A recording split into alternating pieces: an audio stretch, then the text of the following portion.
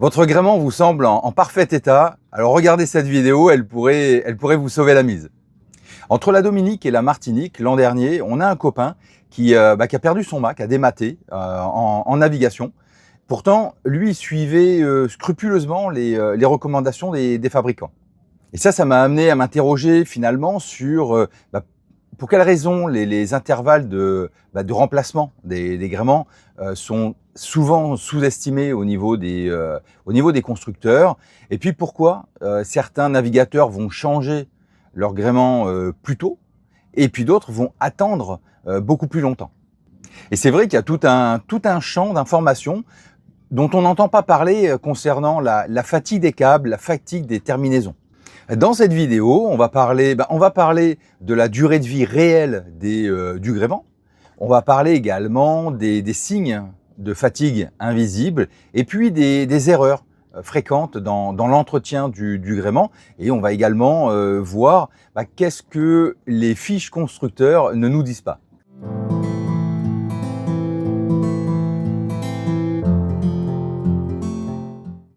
Bienvenue sur Ikigai Voyage, la chaîne où on parle de voile, de voyage et de changement de vie. Pour ceux qui ne me connaissent pas encore, je m'appelle Lilian Dupré, je suis psychologue spécialisé en gestion du stress, en préparation mentale et en conduite de changement. Depuis plus de 25 ans maintenant, j'accompagne des particuliers, des professionnels vers l'atteinte de leurs objectifs. Je suis également Yachtmaster, certifié par la RYA au Royaume-Uni. Et depuis 2022, avec ma famille, nous avons laissé notre ancienne vie derrière nous pour voyager à bord d'Ikigai au rythme de nos projets personnels, de nos projets familiaux et de nos projets professionnels. Sur Ikigai Voyage, je vous aide à transformer votre projet de vie en mer en une réalité concrète, préparée et sereine. Alors dans cette vidéo, on va parler de ce que les fiches constructeurs disent et surtout ce qu'elles ne disent pas. On va parler de la fatigue cachée du gréement et puis comment la détecter. On va aborder le sujet également des intervalles de remplacement du gréement selon les usages. Et puis ce que je vous propose, ça va être de voir ensemble, nous, notre protocole sur Ikigai, la façon qu'on a pour inspecter le gréement. Ce que les fiches constructeurs disent et ce qu'elles ne disent pas. Imaginez-vous, quelques mois avant le départ, le bateau est quasi prêt, l'équipage est prêt et a vraiment le désir de partir. L'avitaillement, l'équipement, tout ça, c'est vraiment en voie de finalisation. Et puis, vous prenez la décision de, non, on va pas partir tout de suite, on va encore attendre un peu, on va changer le gréement. On va changer le gréement, pas parce que on nous a dit, voilà, il faut le changer, mais parce que l'idée qu'on a, c'est quand même de se dire que en grande croisière, il vaut mieux préparer, anticiper que réparer. Donc là, ça y est, la décision est prise, on va changer le gréement. Et ça change beaucoup de choses. C'est exactement ce que nous avons fait sur Ikigai avant notre départ. Pourtant, on avait inspecté le gréement. Alors c'est vrai, on ne connaissait pas exactement l'âge du gréement. Mais à l'inspection, le gréement était en parfait état. Il n'y avait pas de signes d'usure particuliers, de déformation. Il n'y avait pas de signaux d'alerte, en fait. Par contre, nous, ce qu'on savait, c'est qu'on allait partir en grande croisière, en croisière hauturière. On allait partir pour de nombreuses années, donc c'est-à-dire autour des 10-15 ans. On savait également que notre zone de navigation était, c'était les tropiques, donc avec un climat qui est quand même extrêmement agressif pour les matériaux, et qu'on allait solliciter le gréement bien au-delà des standards finalement des constructeurs. Donc évidemment, tout de suite, on s'est dit, on va faire appel à un chantier, à un gréeur professionnel, pour pas simplement regarder, mais vraiment inspecter. Et ce qu'il a trouvé en démontant les terminaisons, ça nous a bien confirmé qu'on avait pris la bonne décision. Mais ça, j'y reviendrai un petit peu plus tard dans la vidéo. Alors, que disent les fiches constructeurs? Que disent la plupart des constructeurs de câbles inox?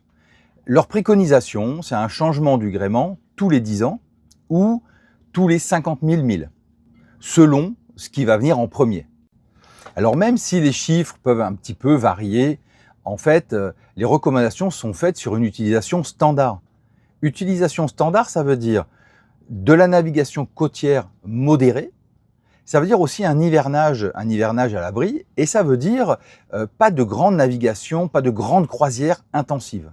Et ce que les fiches, ou les revendeurs, ou les chantiers ne précisent pas nécessairement, bah, ça va être plusieurs choses. Ça va être par exemple le type de navigation. Est-ce que les standards qui ont été utilisés sont sur de la navigation côtière, hauturière ou de la grande croisière? Parce qu'on n'est pas du tout dans les mêmes sollicitations.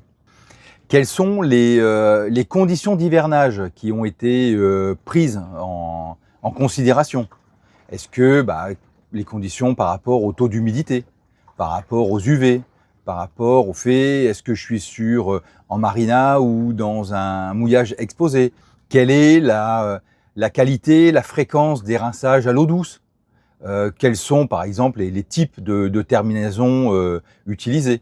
Si on ne pose pas la question, alors des fois on pose la question, on n'a pas la réponse, mais si on ne pose pas les questions, le chantier ou le gréeur va pas nécessairement nous dire bon voilà, vous avez le choix entre ça, ça, ça, ou alors nous on travaille plutôt comme ça, ou on travaille plutôt comme ça. Et alors ce dont on parle encore moins, c'est la fatigue par cycle de chargement. Vous voyez, un voilier en grande croisière va subir des dizaines de milliers de cycles tension-détente, tension-détente. Ce qui est très différent de ce que subit le gréement d'un bateau qui est au port la plupart du temps et qui va sortir 15 jours par an. Donc là, on ne peut pas parler en termes d'années de gréement. Et cette succession de cycles tension-détente, même si ces cycles ont opéré en deçà de la charge de rupture théorique du câble, la succession de ces cycles, c'est ce qui crée cette dégradation progressive.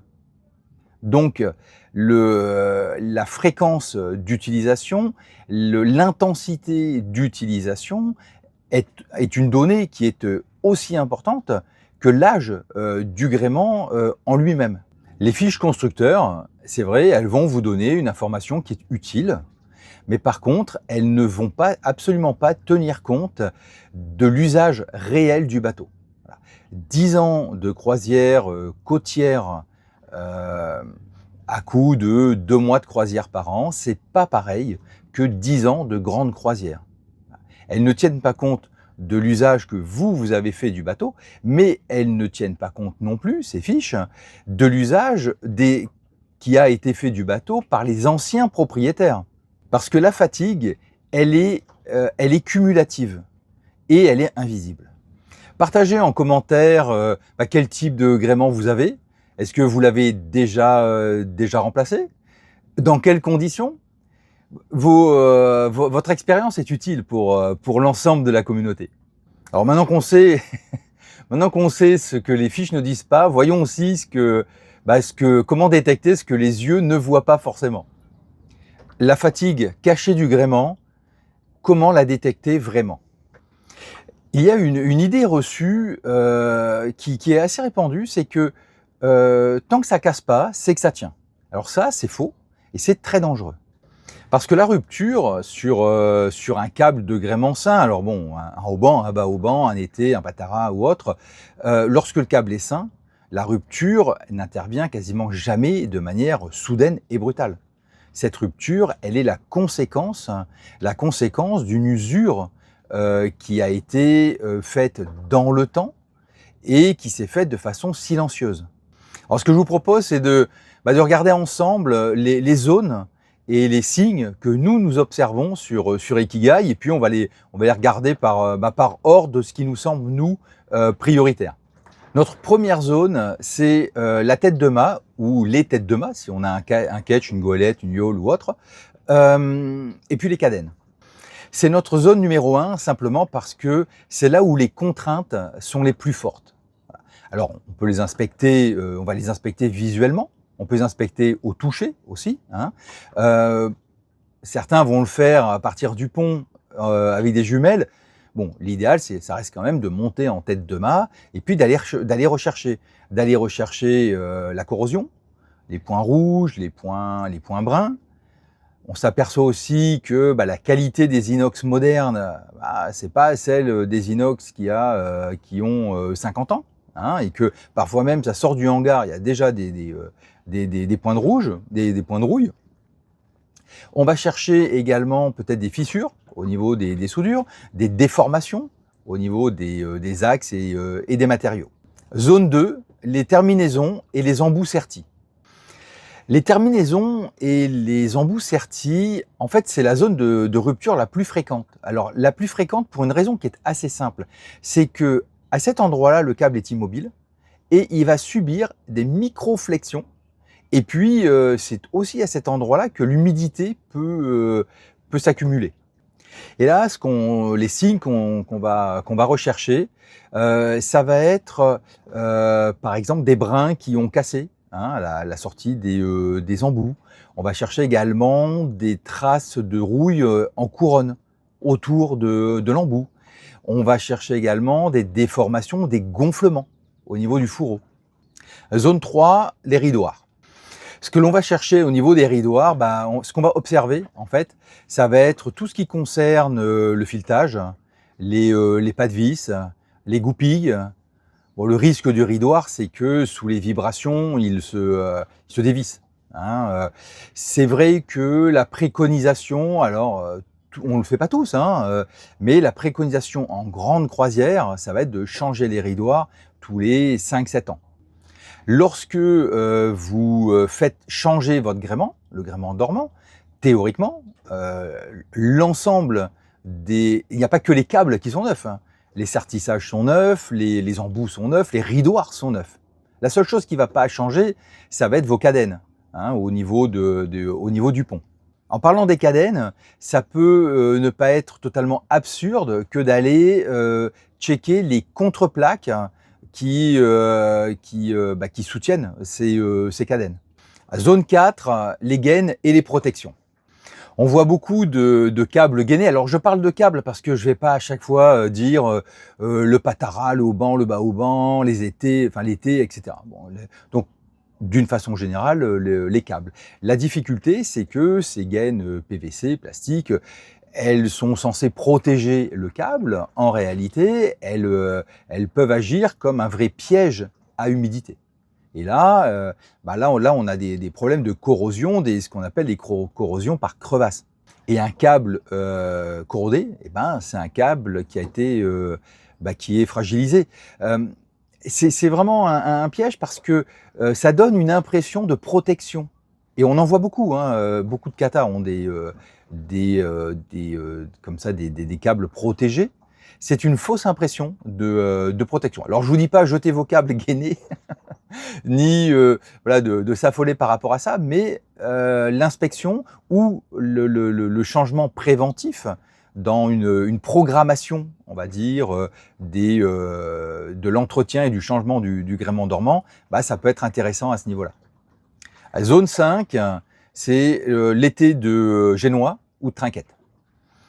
L'enjeu principal de cet été, hein, l'été qui va porter le génois, ou la trinquette, c'est que ces étés vont aussi porter les enrouleurs.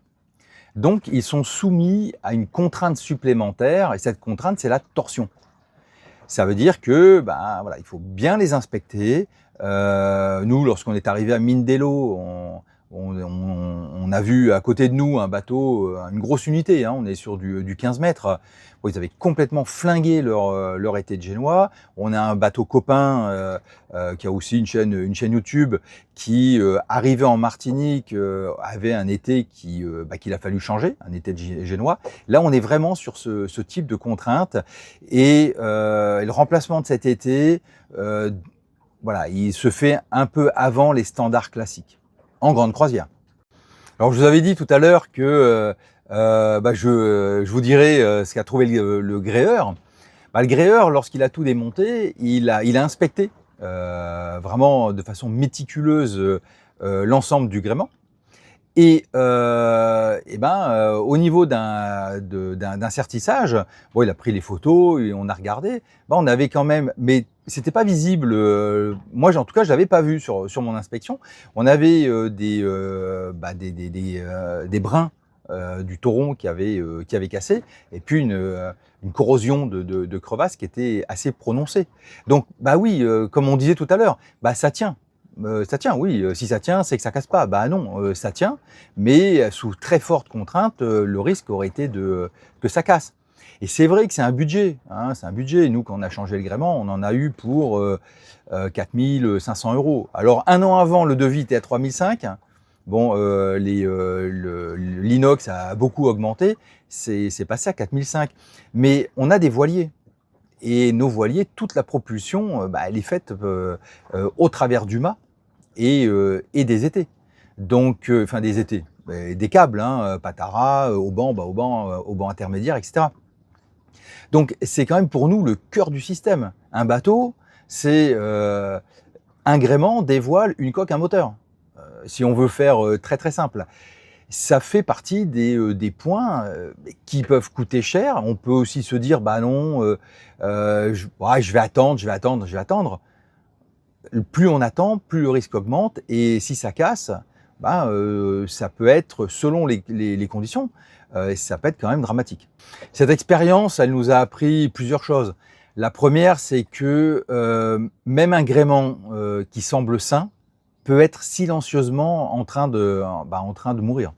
La seconde chose que ça nous a appris, et ça nous l'a appris au fil des discussions qu'on a eues aussi avec le gréeur et puis avec des voileux qui avaient une expérience différente de la nôtre, c'est que il y a une différence entre l'Europe et les zones tropicales. C'est qu'en zone tropicale, l'usure est beaucoup plus rapide.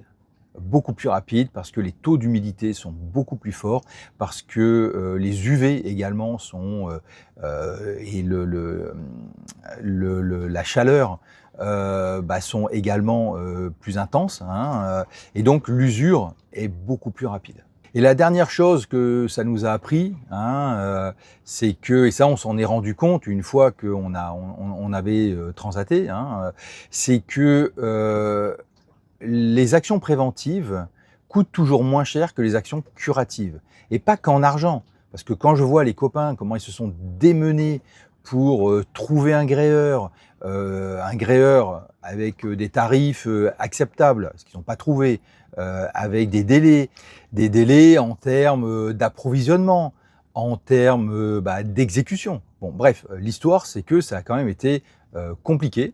Ça leur a coûté aussi du stress, du temps, de l'énergie, et puis ça aurait pu leur coûter beaucoup plus cher avec un dématage au milieu de l'Atlantique. Si je devais résumer nos 5 zones critiques, je dirais la tête de mât, je dirais les terminaisons, les ridoirs, les gaines et l'été. Et parfois, une inspection visuelle, même si elle est attentive, ne suffit pas. On a besoin de procéder à un démontage partiel pour voir ce qui se passe un peu plus en profondeur.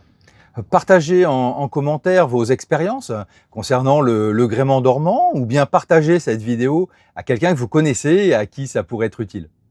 Maintenant que l'on sait où regarder et quoi chercher, la question qui se pose, c'est à quelle fréquence il faut agir selon votre usage. Les intervalles réels de remplacement selon votre usage. En réalité, il n'existe pas un calendrier universel pour changer le gréement. Le changement du gréement est vraiment lié à votre profil de navigation. Alors le tableau que nous utilisons, c'est un tableau qu'on a conçu à partir des recommandations du Bureau Veritas, de la Lloyd's Register, de la RYA également, qui compile en fait différentes informations, différentes recommandations, et qui va répartir en fonction du type de navigation les éléments clés, hein, de notre gréement, c'est-à-dire le câble, les terminaisons et puis les ridoirs. En navigation côtière, alors ce sont des indicateurs et des indications, ce ne sont pas des prescriptions stricto sensus. Hein. En navigation côtière, on est en dessous des 1500 milles nautiques par an. Ce qui concerne les câbles, le câble standard en gréement, bon, le changement est entre 12 et 15 ans. Lorsqu'on va parler des terminaisons, là, on est plus entre les 10-12 ans et les ridoirs, on est encore moins, on est entre les 8 et 10 ans. Voilà. C'est à titre indicatif. Après, chacun va être libre de faire un peu comme il l'entend. C'est pour avoir des points de repère. Nous, c'est ce qui nous avait manqué au départ. On n'avait pas de points de repère par rapport à ça. On avait juste, il faut changer le gréement tous les 10 ans. Ah bah oui, le copain, lui, il a son gréement à 20 ans et il ne le changera pas parce qu'il estime que les inox sont moins bons maintenant que ceux qui étaient faits à l'époque. Bon, globalement, avec des informations comme ça, c'est compliqué de prendre des décisions. En navigation hauturière, là pour le coup, on est entre 1500 5000 milles nautiques par an. Voilà.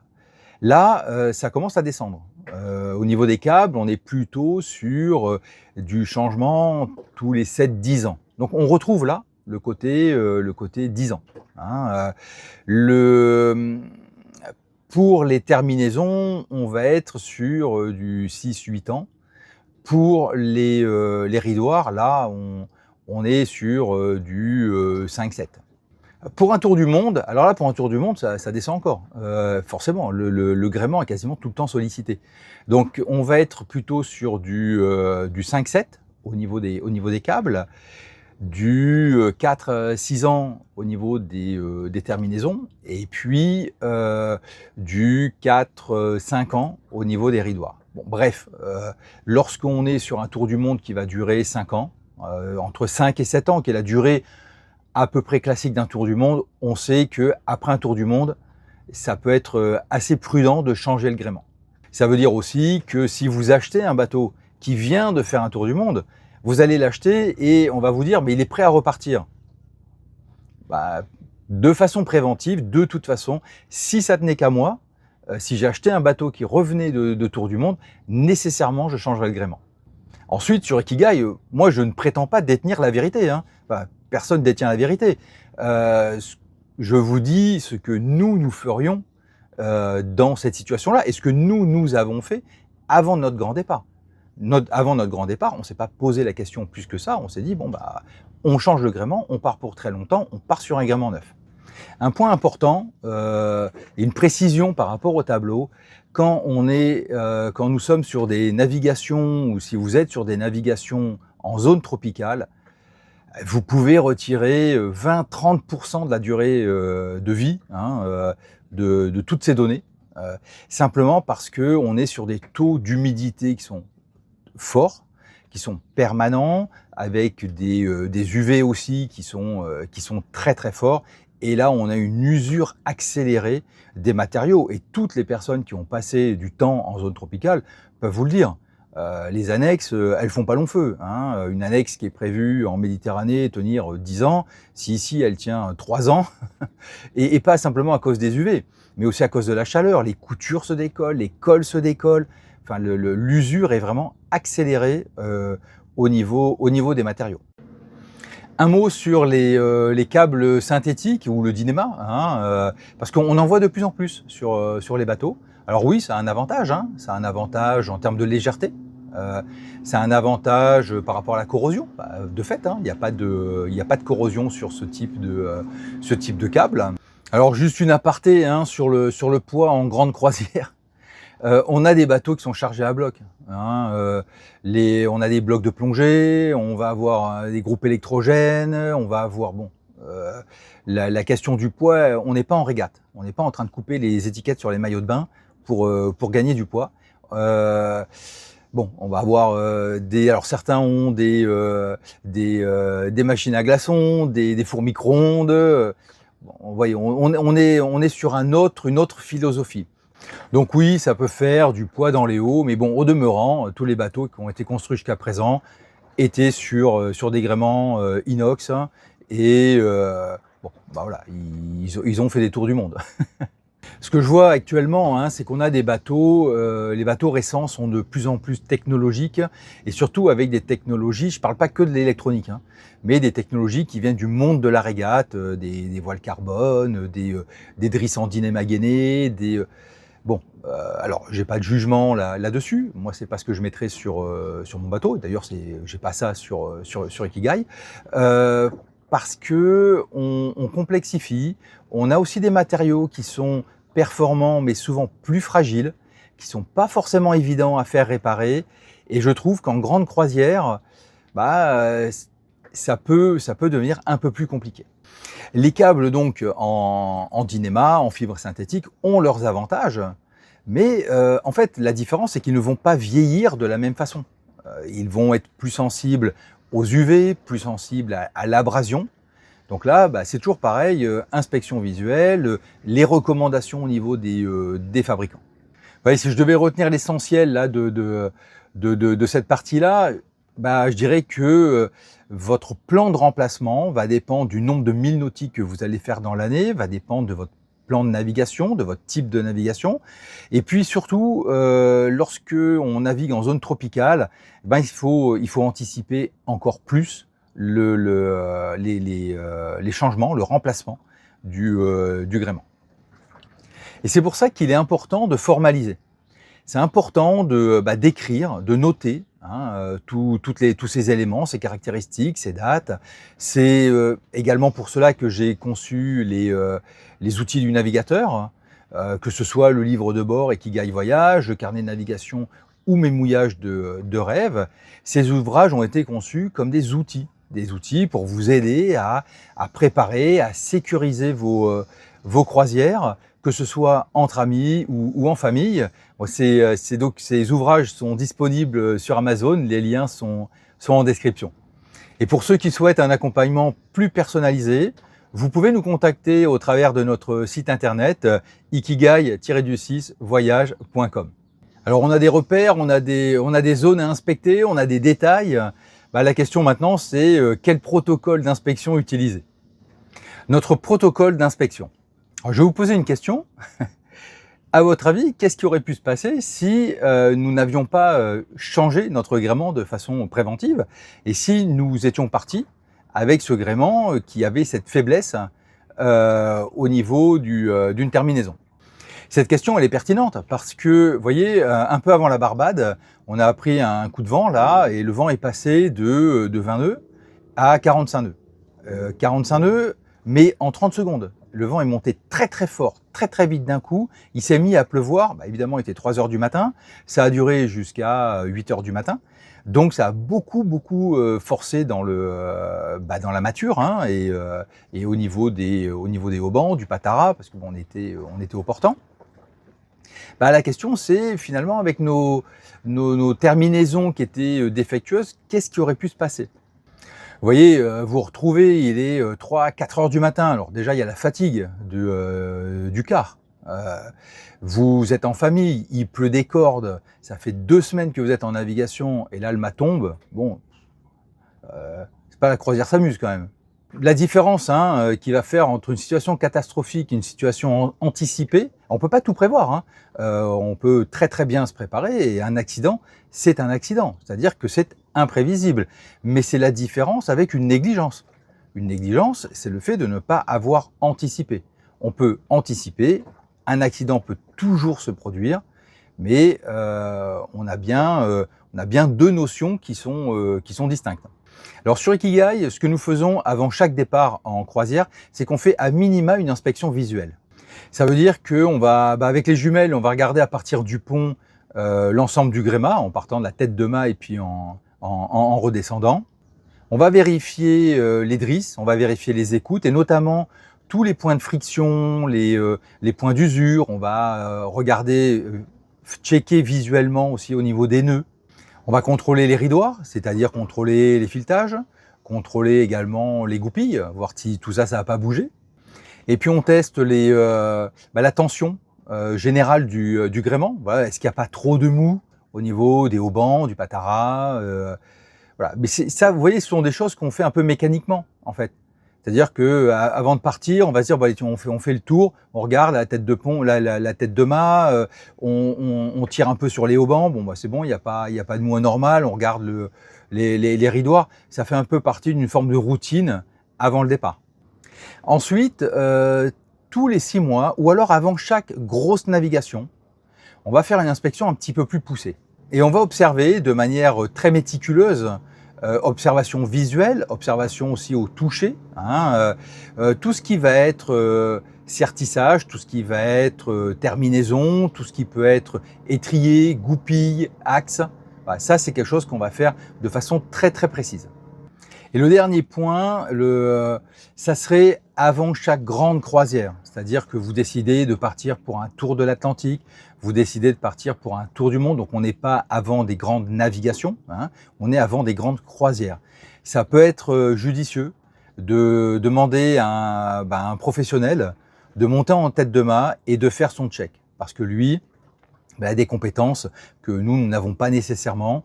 Et puis il fait que ça, hein, toute la journée, c'est un gréeur. Donc il peut vous faire un rapport en vous disant attention, moi je ferai attention à ça et à ça. Un point auquel on ne pense pas nécessairement lorsqu'on parle de gréement, ça va être l'assurance. L'assurance, elle se rappelle à votre bon souvenir déjà au moment où vous avez acheté le bateau.